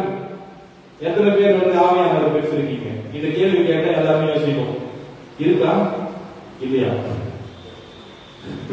இருக்குங்களா? ஆவியானவர் பெற்றிருக்கீங்களா? யாரெல்லாம் பெற்றிருக்கீங்க? இல்லைன்னா சொல்லுங்க, அனுப்பி வைக்கிறேன். எனிபடி? ஒருத்தர் தான், 2 பேர், 3 4 5 சொல்றீங்களா? ஞானஸ்தானத்தை பெற்றுக் கொண்டோம். பிதா குமாரன் பரிசுத்தாவி நாமத்தினால ஞானஸ்தானத்தை எல்லாரும் வாங்கி ஞானஸ்தானம் வாங்கினீங்களா? அன்றைக்கு ஆவியானவரை நாம் பெற்றிருக்கிறோம். அன்றைக்கு இயேசு ஞானஸ்தானம் பெற்றார். வானம் திறவுண்டது. ஆவியானவர் புறா வடிவின ரூபம் கொண்டு அவர் மீது வந்து அமர்ந்தார். இந்த ஆவியானவரை நாம் பெறுகிறோம். இயேசு ஆண்டவர் சொல்லி இருக்கிறார், நமக்குள் ஆவியானவர் இருந்தாலும் சொல்ல முடியும். இப்ப நாம் ஆவியானவரை பெற்றிருக்கும் போது அந்த ஆவியானவர் நம்மில் கிரியை செய்ய நாம் இடம் கொடுக்க வேண்டும். நற்செய்தியிலே இயேசு கிறிஸ்து சொல்கிறார், யோவான் 14:26 என் நாமத்தில் பிதாவாகிய கடவுள் அனுப்பப் போகிற பரிசுத்த ஆவியாகிய சகாயரோ என்ன செய்வாராம்? எல்லாவற்றையும் உங்களுக்கு போதிக்கிறவர் அந்த ஆவியானவர். எல்லாவற்றையும் உங்களுக்கு நினைப்பூட்டுகிறவர் அந்த ஆவியானவர். இப்படி ஆவியானவர் பல்வேறு வடிவிலே நம் வாழ்க்கையிலே செயல்படுகிற ஆவியானவர்.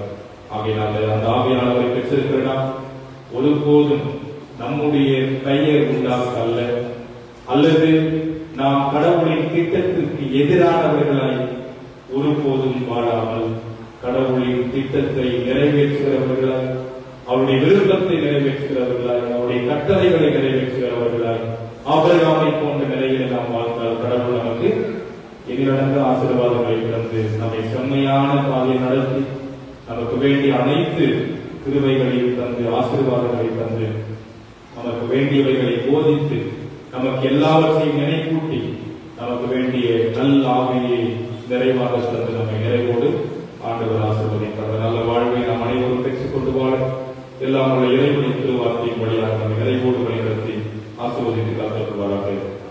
எல்லாத்துக்கும் கர்த்தருடைய தெய்வீகமான சமாதானம் நம் இருதயங்களில் நடைபெறும். கிறிஸ்தேசுக்குள் பக்குவப்படுத்தி காப்பார்கள். அவர் மேலும் சொல்லுகிறது,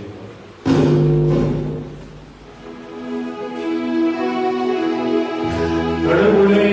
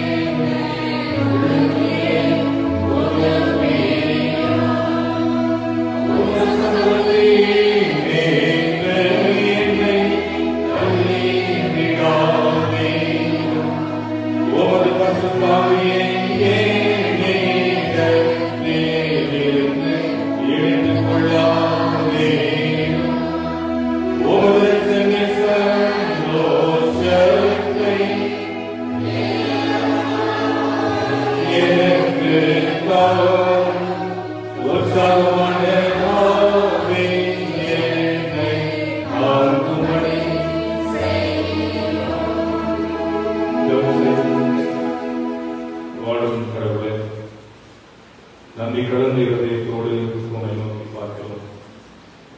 மகிழ்ந்தடைந்து இந்த ஓய்வு நாளுக்காக நன்றி. இந்த பெந்தேகோஸ்தே பெருவிழாவிலே, தூய ஆவியானவரின் பெருவிழாவிலே உம் திரு சன்னிதானத்தை நாடி உம்மை தொழுது கொள்கிற நல்ல வாய்ப்பை கொடுத்தமைக்காக ஸ்தோத்திரம். அப்படி ஆண்டவரே, மூவரு கடவுளின் பெயரான திருமுழுக்கின் வழியாக ஆவியானவரை நாங்கள் எல்லாரும் பெற்றிருக்கிறோம். அந்த ஆவியானவர் எங்களுக்குள் கிரியை செய்கிறதற்கு நாங்கள் இடம் கொடுக்கிறவர்களாக இருக்கிறவர்களுக்காக நல்ல ஆவியை கடவுளே நீக்காலும் செம்மையான பாதையிலே அந்த ஆவியானவர் எங்களை நடத்தட்டும் என்று கேட்டுக் கொண்டிருக்கிறோம். அந்த ஆவியானவர், அந்த சகாய தேசவாளர் எல்லாவற்றையும் எங்களுக்கு நினைப்பூட்டுகிறவராக, எல்லாவற்றையும் எங்களுக்கு போதிக்கிறவராக அவர் இருப்பதற்காக நன்றி. நாங்கள் எல்லாரும் கடவுளின் மகத்துவத்தை எல்லாரும் புரிகிற அளவிற்கு நாம் எடுத்துரைக்கக்கூடிய அந்த நல்ல வாய்ப்பை அந்த ஆவியானவர் தருகிறார். இந்த ஆவியானவரை பெற்றிருக்கிற நாங்கள் பாபேல் கோபுரத்தை அவர்கள் கட்டுவதற்கு முற்பட்ட மக்களை போன்று நாங்கள் இல்லாமல் எங்களுக்கு பெயரை உண்டாக்க வேண்டும். நாம் சிதறி போகாதபடி இங்கே இருப்போம். அந்த வான் அளவிற்கு விண்ணகத்தை தொடுகிற அளவிற்கு கோபுரத்தை கட்டுவோம். என்று கடவுளின் திட்டத்திற்கு எதிரானவர்கள், கடவுளின் கட்டளைக்கு விரோதமாக செயல்பட்டதனுடைய விளைவு சிதறடிக்கப்பட்டார்கள். வாருங்கள் என்று அவர்கள் அழைத்த போது கடவுள் வாருங்கள் என்று சொல்லி அவர்களுடைய திட்டத்தை உடைத்து போட்டார் என்று சொல்லி நாங்கள் பார்க்கிறோம். அவருடைய வார்த்தைகளை தாறுமாறாக்கி விட்டார் என்று நாங்கள் பார்க்கிறோம். ஆவியானவர் எங்களுக்குள் இருக்கும் போது இப்படிப்பட்ட எந்த நிலையிலும் நாங்கள் செயல்படாமல் அந்த ஆவியானவர் எங்களுக்குள் இருந்து வெளியேறுகிற வண்ணமாக நாங்கள் எதையும் செய்ய முற்படணும். உமக்கு ஏற்புடையவர்களாக நாங்கள் எங்கும் வாழ்கிற உழைத்தார் என்றும் கடவுளின் நாமத்தை அவர் பெயரை மாத்திரமே தொழுது கொள்கிறவர்கள் நாங்கள் வாழ்ந்தால் நாங்கள் எந்த நிலையிலே இருந்தாலும் எங்களை ரட்சிக்கிறவர்கள், எங்களை மீட்டுக் கொள்கிறவர், எங்களை பாதுகாக்கிறவர், எங்களை அரவணைக்கிற ஆண்டவராக இருப்பீர் என்ற உணர்வோடு நமக்கு நன்றி சொல்லுகிறோம். இந்த தூய ஆவியானவரின் பெருவிழாவில் இந்த சத்தியத்தை உள்வாங்கி இருக்கிற நாங்கள் இதன்படி வாழ அருளைத்தார். அந்த வாழ்வின் வழியால் நிலந்தைக்கு ஆவலாக கழித்த அந்த எண்ணிலடங்க ஆசீர்வாதங்களை நிறைவோடு பெற்றுக்கொள்ள துணைப்படுகிறார். நல்ல ஆண்டவரே, எங்களுடைய தூய ஜேம்ஸ் லூதரன் நூற்றாண்டு திருச்சபைக்காக அந்த ஆவியானவர் காட்டுகிற வழிநடத்துதலை நாங்கள் எங்கள் வாழ்க்கையை வாழ துணை புரியும். அந்த ஆண்டவரே, எங்கள் திருச்சபையினுடைய பொறுப்பாளர்களை, துணை பொறுப்பாளர்கள், மூப்பன்மார்கள், ஆலோசகர்கள், மாதர்கள், வாலிப சகோதர சகோதரிகள், சிறு பிள்ளைகள், பெரியவர்கள், வயதான மக்கள், திருச்சபையின் அனைத்து விசுவாச குடும்பங்களையும் உமது கரத்திலே கொடுக்கும், கோயில் கொடை கொடுக்கும், கண்ணோக்கி பார், அனைவரையும் ஆசீர்வதியும், நன்மை நாள் திருவை நாளை முடிசூட்டி காத்துக் கொள்ளும். அனைவரும் செய்கிற பணிகள், வேலைகள், படிப்புகளை கற்று ஆசீர்வதிக்கிறார். பலவீனத்தோடு இருக்கிறவர்களை கண்ணோக்கி பார்த்து பலப்படுத்தும், ஆற்றல்படுத்தும், சுகப்படுத்தும். இந்த வார நாட்களில் பிறந்த நாள், திருமண நாள், விசேஷ நாட்களை காணப்போகிறது. நம் மக்களை கண்ணோக்கி பார்த்து இந்த புதிய ஆண்டு வளமாய் ஆசீர்வாதமாய் நம்முடைய மக்களை இருக்க வேண்டும் என்று சொல்லி நாங்கள் வேண்டிக் கொள்வோம். இவ்வாறு நாட்கள் நடைபெறப் போகின்ற திருச்சபையின் அனைத்து ஊழியர்களையும் ஆசீர்வதிக்கிறார். நல்ல ஆண்டவரே, எனக்கு உங்கள் பிதாவே, இந்த நேரத்திலும் எல்லா தேசங்களுக்காக நாங்கள் செபிக்கிறோம். சிறப்பாக இந்திய தேசத்தை இந்த காலத்திலே கொடுக்கிறோம். எங்களுடைய தமிழ்நாட்டையும், திருப்பத்தூர் மாவட்டம், எங்களுக்கு ஊராட்சியும் இருக்கிற அனைத்து ஆட்சியாளர்கள், தலைவர்கள், மக்களை ஆசீர்வதிக்கும். ஊராட்சியும், ஊராட்சி மன்ற தலைவர், துணைத் தலைவர், பொறுப்பில் உள்ளவர்கள், ஆண்டவரை இருக்கிற ஒரு நாட்டாமை, துணை நாட்டாமை, பொறுப்பில் உள்ளவர்களையும், ஊர் மக்களையும், அருகில் இருக்கிற பள்ளிக்கூடத்தையும், மருத்துவமனையும் ஆசீர்வதிக்கிறார். எல்லா திருச்சபைகளுக்காக வேண்டிக் கொள்கிறோம். மிக சிறப்பாக எங்களுடைய திருச்சபைக்காக 3 சபை சங்கங்களையும், 15 வட்டங்களையும், இருக்கிற அனைத்து பொறுப்பில் உள்ளவர்களையும், திருச்சபைகளையும், ஆயிரம் பெருமக்கள், சபை பொறுப்பாளர்கள், விசுவாச குடும்பங்கள், பள்ளிக்கூடங்கள், நிறுவனங்கள், மருத்துவமனைகள், எங்கள் எல்லா ஸ்தாபனங்களையும் இறையல் கல்லூரியும் கண்ணோக்கி பாரும் ஆசீர்வதிக்கும். பின்னடைவிலை இருக்கிறவைகள் எல்லாம் முன்னகர்ந்து போய் கொண்டிருப்பதற்காக நன்றி. தொடர்ந்து ஆண்டவரே, பல நிலைகளில் எங்களுடைய திருச்சபை, எங்களுடைய ஸ்தாபனங்கள் எல்லாம் முன்னகர்ந்து போக எல்லாருக்கும் சாட்சியாக இருக்க உம் பெயரை நாங்கள் நிலைநாட்டக்கூடியவர்களாய் என்றும் செயல்பட, எங்கள் பெயரை அல்ல உம் பெயர் மாத்திரமே உயர்ந்து இருக்க அதற்கு நாங்கள் முற்பட இயங்க அருளைக்கலாம். குழப்பமான இடங்களிலே ஒரு சுமூகமான ஒரு சூழல் இருக்க வேண்டும் என்று சொல்லி நாங்கள் தாழ்மையோடு வேண்டிக் கொள்கிறோம். நல்ல ஆண்டவரே, எனக்கும் நிறைந்த பிதாவே, இந்த நேரத்திலும் கூட இந்த வழிபாட்டிலே பங்கெடுக்கும் திருநாமத்தை போற்றி உயர்த்தி கொண்டிருக்கிற நம்முடைய மக்கள் ஒவ்வொருவரையும் நோக்கி பார்த்து ஆசீர்வதி. அமைதியான முறையில் தங்கள் விண்ணப்பங்களை, வேண்டுதல்களை ஏறெடுத்துக் கொண்டிருக்கும் போது எல்லாருமே ஜபங்களை கற்ற தயவோடு செவிசாய்த்து மறுமொழியோட வேண்டும் என்று சொல்லி நாங்கள் தாழ்மையோடு வேண்டிக் கொள்கிறோம். இந்த வழிபாட்டை தவறவிட்டவர்கள் வரக்கூடிய நாட்களில் தவறாமல் பங்கெடுக்கவும், ஆண்டவரை எல்லா வழிபாடுகளுடைய உண்மை தன்மைகளை, அவசியங்களை உணர்ந்து கொண்டு உண்மை ஆராதிக்கக்கூடியவர்களாய் ஆலயத்திற்கு வந்து உண்மை தொழுது கொள்ள துணை புரிகிறார். அம்மில் ஆண்டவரை இறக்கமுள்ள பிதாவே, இந்த வழியிலும் கூட உமது ஆலயத்தை இந்த வழிபாட்டிற்கு ஆயத்தம் செய்தவர்கள், திருப்பிடத்தை நல்ல முறையில் ஆயத்தம் செய்து தன்னுடைய மக்களை ஆசீர்வதி. இசை கருவிகளின் கூடாகவும் திருநாமத்தை போற்றிக் கொண்டிருக்கிற தன்னுடைய மக்களை ஆசீர்வதித்தருள வேண்டும் என்று சொல்லி நாங்கள் தாழ்மையோடு வேண்டிக் கொள்வோம். திருவைகளை தொடர்ந்து நடத்த நாங்கள் கேட்கும் அந்த எல்லா நன்மையான இயல்புகளை நாங்கள் நிறைத்துக் கொள்ளும், ஆசீர்வதியும் காத்துக் கொள்ளும். ஆண்டவரே, திரு பூக்களை அலங்கரித்திருக்கிறதை வழங்கின நம்முடைய மக்களை மீது ஆசீர்வதிக்கலாம். இயேசுவின் திருப்பெயரை வேண்டிக் கொள்வோம். அன்பின் பரலோக பிதாவே, ஆமென். பரலோகத்தில் எங்கள் பிதாவே, நாம் பரிசுத்தப்படுவதாக, உங்கள் ஆட்சி வருவதாக, வியாபாரத்தின் எங்களுக்கு தாவும்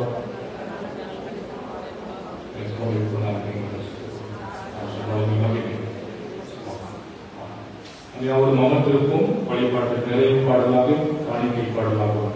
273வது கேட்கிற பாடல். ஆவியை மழை போல ஊற்றும் பல ஜாதிகளை இயேசு மந்தையை கூட்டும் என்ற பாடல் இணைந்து பாடும். 273வது பாடல். இப்பாடலின் கூட நம்முடைய காணிக்கைகளை கற்க வேண்டியது. 273.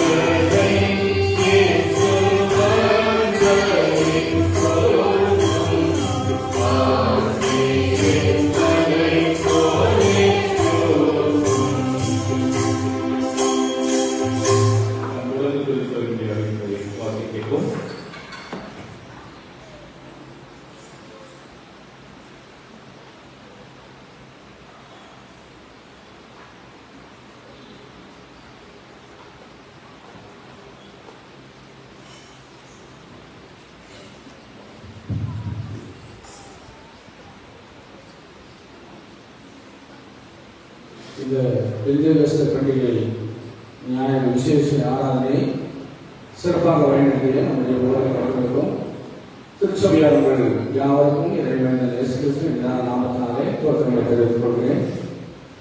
இந்த ஆராதனை முடிவுக்கு பிறகு நோயுற்ற மக்களுக்கு அவர்களுக்கு இல்லத்திலே திருவிழங்கள் வழங்கப்படும் ஆயத்தமாக இருக்கும்படி உங்களை அன்பாக கேட்டுக்கொள்கிறோம். இன்று வேதவாசம் படித்திருந்த திரு தேவிசிகாமணி பத்மாவன் குடும்பத்தாருக்கு திருச்சபையின் சார்பாக தோற்றங்களை தெரிவித்துக் கொள்கிறோம். அடுத்த வாரம் வேதவாசிப்பு வாசிக்க வேண்டிய குடும்பம் திரு அன்பழகன் ரெபேக்கா அவர்கள் குடும்பம் என்பதை திருச்சபைக்கு அன்பை தெரிவித்துக் கொள்கிறோம். இன்று மாலை 4 மணிக்கு சிறுவர் பள்ளி நடைபெறும். சிறுபிள்ளைகள் அனைவரும் தவறாமல் கலந்து கொள்ளும்படியாக உங்களை அன்பை கேட்டுக்கொள்கிறோம். வருகின்ற புதன்கிழமை மாலை 7 மணிக்கு வழக்கமான ஆராதனை நடைபெறும். அனைவரும் தவறாமல் கலந்து கொள்ளும்படியாக உங்களை அன்பை கேட்டுக்கொள்கிறோம். இது வாரத்தினுடைய வழக்கமான குடும்ப ஆராதனைகள்.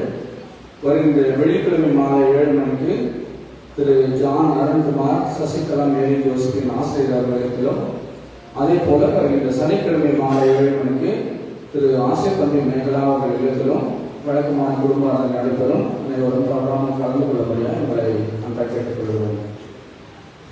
நம்முடைய கேலண்டரின் கால அட்டவணைப்படி வருகின்ற ஞாயிறு குடும்ப ஆராதனை ஞாயிறாக அனுசரிக்கப்படும் என்பதை திருச்சபைக்கு அன்பை தெரிவித்துக் கொள்கிறோம். அது திருவிருந்து ஆராதனையாக அனுசரிக்கப்படும் என்பதை திருச்சபைக்கு அன்பை தெரிவித்துக் கொள்கிறோம்.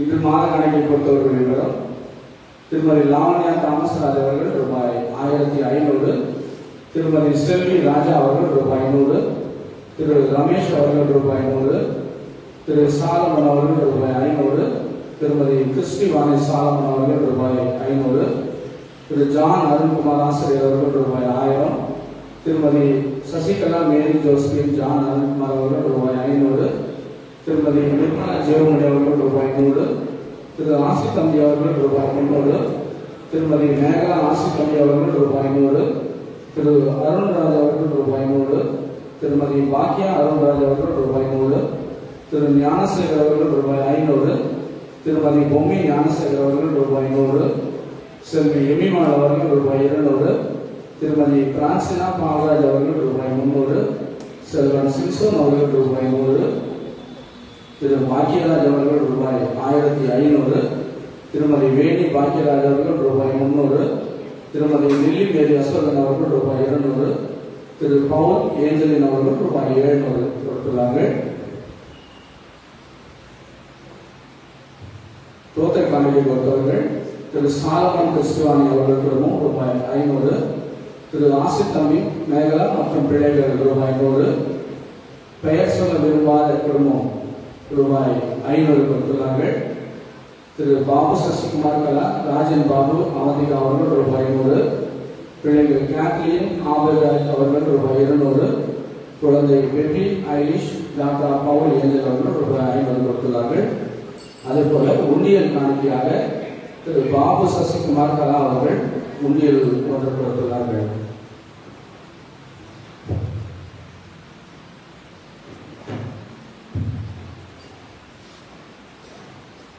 இந்த வாரத்தினுடைய வரவு செலவுகள் கடந்த 1/6/2025 ஞாயிறு ஆராதனை காணிக்கை ரூபாய் 2450, மாத காணிக்கை வரவு ரூபாய் 32,750, தோத்திர காணிக்கை வரவு ரூபாய் 2,950, திருவிருந்து காணிக்கை ரூபாய் 4,860, ஆக மொத்தம் 43,010 ரூபாய். கடந்த 4/6/2025 புதன்கிழமை மாலை ஆராதனை காணிக்கை ரூபாய் 580, திருவிருந்து காணிக்கை ரூபாய் 1080, மாத காணிக்கை வரவு ரூபாய் 1400, தோத்திர காணிக்கை வரவு ரூபாய் 300, மொத்தம் 3,360 ரூபாய். சென்ற வார குடும்ப ஆராதனை வரவுகள்: திரு ஜான்ராஜ் பொங்கலி ஆசிரியர் அவர்களுடைய இல்லத்தின் குடும்ப ஆராதனை வரவு ரூபாய் 500, திரு மகேந்திர பாபு சுமதி அவருடைய குடும்பத்தின் காணிக்கை ரூபாய் 200, திருமதி கிளாரா அகஸ்டின் ஆசிரியர் அவருடைய குடும்பத்தில் இல்ல காணிக்கை வரவு ரூபாய் 500. ஆக குடும்ப ஆராதனை வரவுகள் ரூபாய் 1200. ஆக சென்ற வாரத்தினுடைய மொத்த வரவுகள் 47,570. சென்ற வாரத்துடைய செலவுகள் ஞாயிற்றுக்கிழமை சிறு பிள்ளைகளுக்கு தின்பட்டம் வாங்கியது ரூபாய் 300, போதகர் அவருடைய சம்பள அசஸ்மெண்ட் மற்றும் வாடகை கட்டியது ரூபாய் 30,000, கோயில் பிரவேசம் ரூபாய் 7,500, சகோதரர் அருள்தாசன் வருவதற்கு ரூபாய் 1000. ஆக சென்ற வாரத்துடைய மொத்த செலவுகள் 38,800. சென்ற வாரத்துடைய மொத்த வரவுகள் 47,570. ஏற்கனவே உள்ள இருப்பு 4,94,191. மொத்த வரவுகள் 5,41,761. சென்ற வாரத்துடைய செலவுகள் 38,800. தற்போது இருப்பு நம்முடைய திருச்சபையுடைய பொருள் ஸ்டீவன் அவர்களுக்கு வராத தொகை 1,60,000 போக தற்போது இருப்பு 3,42,629 என்பதை திருச்சபைக்கு அன்றைக்கிறோம். அனைவருக்கும் ஸ்தோத்திரம்.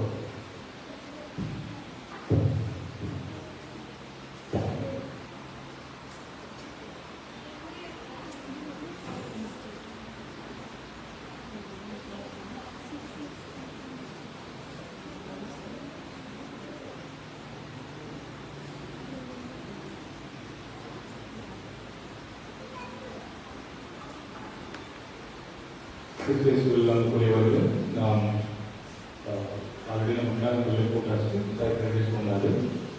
வருகின்ற ஞாயிற்றுக்கிழமை நாம் திருத்துவ பண்டிகையை அனுசரிப்போம். அதோடு அதுக்கு அடுத்தது நாம் பார்த்தீங்கன்னா ஒரு 6 மாதம் நமக்கு பண்டிகை இல்லாத காலங்களுக்குள்ளாக பயணிக்கிறோம். So coming Sunday the Sunday அது ஒரு ஏன்னா ஃபேமிலிஸ் அதனுடைய நோக்கமே என்னன்னா ஃபேமிலியா எல்லாரும் ஆலயத்துக்கு வந்து இறைவனை வழிபடணும். திருவிருந்து ஆராதனை திருவிருந்து என்ன பண்ணுங்க குடும்பமா வந்து நீங்க எடுங்க. ரொம்ப நல்லா இருக்கும், டசிங்கா இருக்கும். அதனால நாங்கள் மட்டும் வந்தா போதும், 2 பேர் வந்துட்டு வீட்டில் 2 பேர் வீட்டு வராதுங்க. வெளியில இருக்கிறாங்கன்னா படிச்சுட்டு வேலை செஞ்சுருக்காங்க, தயவுசெய்து சொல்லுங்க, அவங்களையும் வந்து வழிபாட்டில் கான்சன்ட்ரேட் பண்ற மாதிரி பாருங்க. ஸோ அன்றைய நாளிலே திருவிருந்தோடு சிறப்பான வழிபாடு அமையும். அன்றைய நாளிலும் நமக்கு ஒரு சிறப்பு இறை செய்தியை ஒரு ஸ்பெஷல் ஒரு 1000 வந்து நமக்கு பகிர்ந்தளிப்பார். ஆகையினாலே இவை அனைத்தையும் மனதில் கொண்டு தயவு செய்து அந்த வழிபாட்டிற்கு நீங்கள் ஆயத்தமாகும்படி ஒரு அன்போடு நான் கேட்டுக்கொள்கிறேன். ஸோ சொல்றது வந்து கொஞ்சம் சீரியஸாக எடுத்துங்க. நான் ஐடியா சொல்றது அது பண்ணுறீங்க, அதுக்கப்புறம் குடும்பணியாக பரவாயில்ல அப்படிலாம் நினைக்காதீங்க. தயவு செய்து வாங்க. நம்ம வந்து நிறைய அலுவல் நமக்கு இருக்கும், அதெல்லாத்தையும் கடந்து நம்ம ஆண்டுகளை வந்து புரிந்து கொள்ளணும். நேற்று வந்து பிரேயர் மீட்டிங் வந்தவங்களே பாதுகாக்கிறாங்க. என்ன பண்ணுறது எனக்கு தெரியும். ஜபகூடத்துக்கு வந்து வர இன்ட்ரெஸ்ட் நம்ம ரூல்ஸ் போடணும். சர்ச்சுக்கு வந்தால் தான் ஜபகூடத்துக்கு அலோவ் பண்ண முடியும். தயவுசெய்து வந்து எல்லாத்துக்குமே முக்கியத்துவம் கொடுங்க. அதுக்கும் முக்கியத்துவம் கொடுக்கணும். கண்டிப்பா இதுக்கும் அதுக்கு மேல முக்கியத்துவம் கொடுக்கணும் வழிபாடு. ஸோ எல்லா சர்ச் ஆக்டிவிட்டிஸ் எல்லா மினிஸ்ட்ரி ஊழியத்திலையும் வந்து தயவுசெய்து எல்லாரும் உங்களுடைய பங்களிப்பை கொடுங்கள். அதுதான் திருச்சபைக்கு ஆசீர்வாதம், உங்களுக்கும் அது ஆசீர்வாதம். திருச்சபை ஊழியத்தை அப்படிதான் நம்மளால வளர்க்க முடியும். யாரெல்லாம் கூட அது வந்து கடவுள் வந்து நடத்துவார் சபையை, அதுல எந்த மாற்றுகிறதும் கிடையாது. வந்தால் நீங்கள் ஆசீர்வாதமான ஒரு வாழ்க்கையை நிச்சயம் பெற்றுக்கொள்வீர்கள். அதனால தயவு கொண்டு நிறைய அலுவல் இருந்தாலும் அதை உடைத்து ஆண்டவரை தொழுது கொள்ள தயவு செய்து நீங்கள் வருகை தரப்படி உங்களை அன்போடு நான் கேட்டுக்கொள்கிறேன்.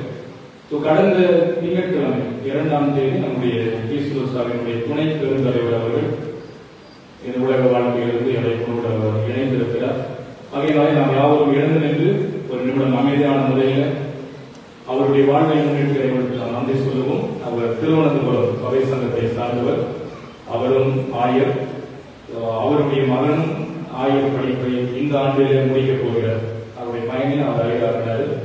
அவர் கொஞ்சம் கலவிடப்பட்ட ஆண்டவருடைய சொந்தத்தை இழைப்பாடி கொண்டிருக்கிறார். ஆகையினாலே அனைவரும் அமைதியான முறையில் அவரை இழந்திருக்கிற குடும்பத்தின் மக்களுக்காக நீங்கள் மௌனமான முறையில் வேண்டிக் கொள்ளுங்கள். தொடர்ந்து ஆண்டவரை நோக்கி ஜெபித்து இறையாசிரியர் வழிபாட்டை நிறைவு செய்வோம்.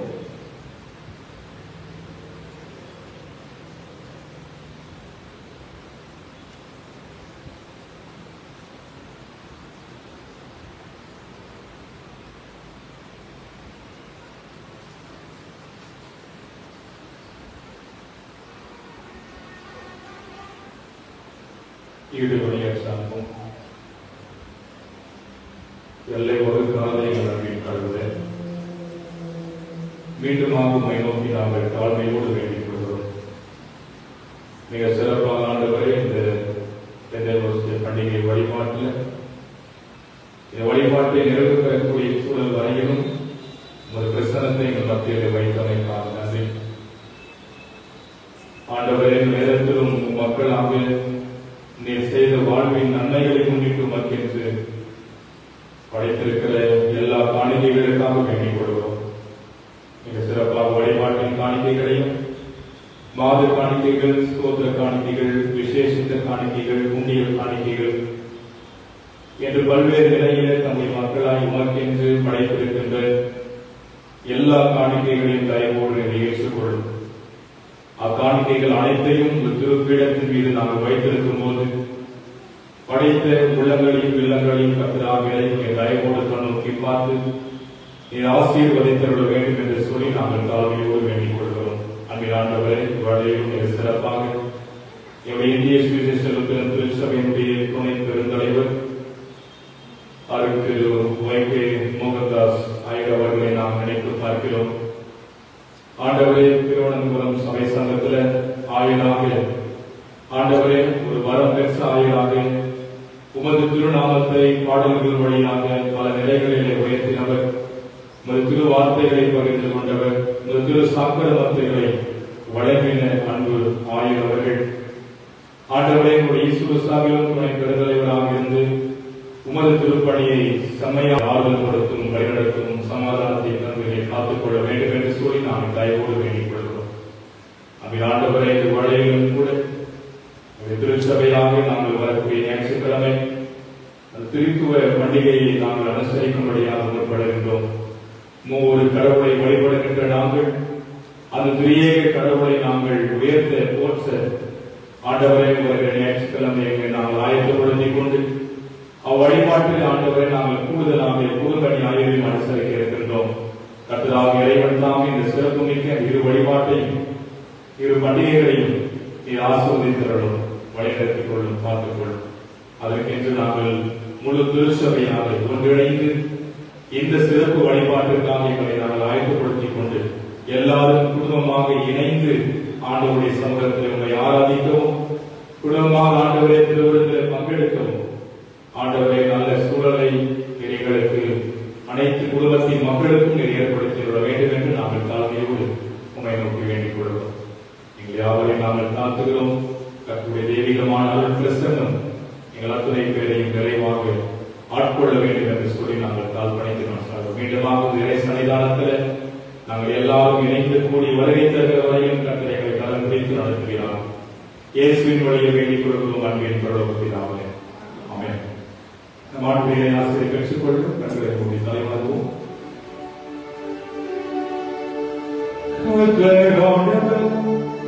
உன்னை ஆசீர்வதித்து உன்னை காப்பாராக.